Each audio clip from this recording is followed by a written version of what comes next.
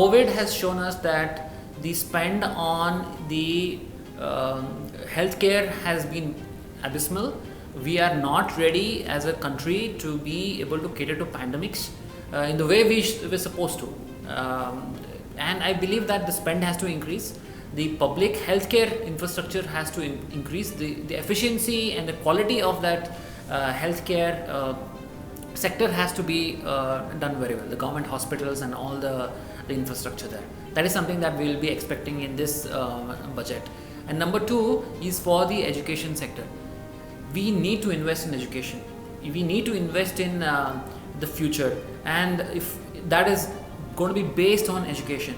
Now, especially because of the online education and all the remote education that we are talking about, it presents like a very unique opportunity for the government to be able to invest in this and to reach every student, every child in the country, which we could never dream of before, because there was a constraint of going to the school. But now we are breaking that barrier by going directly to home, directly to a device that they already have.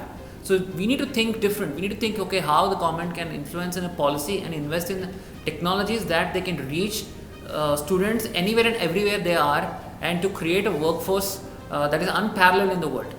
And mind you, one more thing that we need to focus on is also the vocational education, so that we are able to create the workforce to become a manufacturing hub, because we can not pull the best manufacturing units in the world unless we have created a very, very good vocational training ecosystem.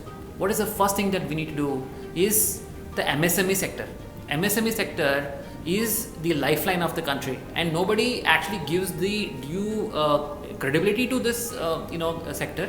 But if you look at it, more than 50% of the employment comes from the MSME segment.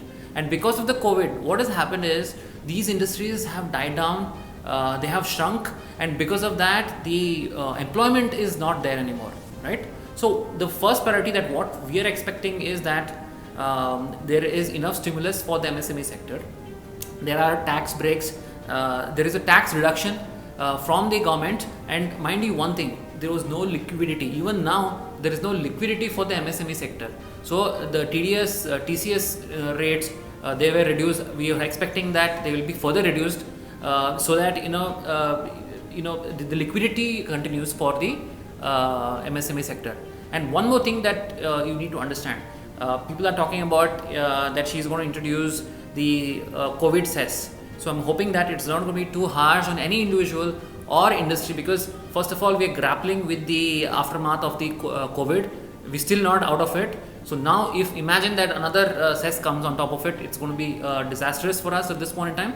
So focus has to be on the MSME to help the MSME sector with the credit lines and all these other benefits that come up. And the number two thing that you need to look at is creating the Make in India a huge success. Because of this, we need the right kind of environment. What the focus has to be to do ease of business, so that the manufacturing jobs, the manufacturing hubs, they come to India. That is very critical. And if you look at Make in India, because I run this company called Good Work Labs, it's technology services. We are into the export of software, right? Export of IP and intellectual property.